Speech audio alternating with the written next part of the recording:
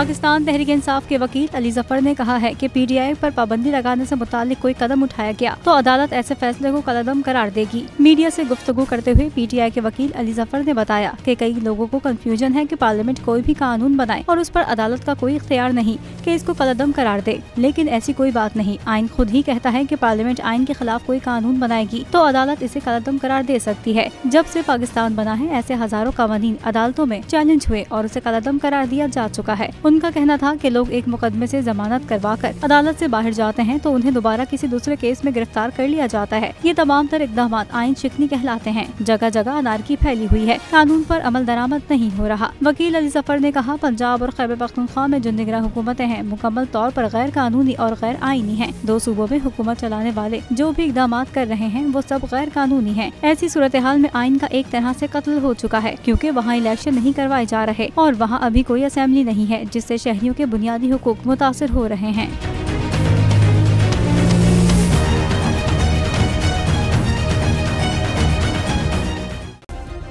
Subscribe करें और bell दबाएं ताकि कोई खबर रह न जाए।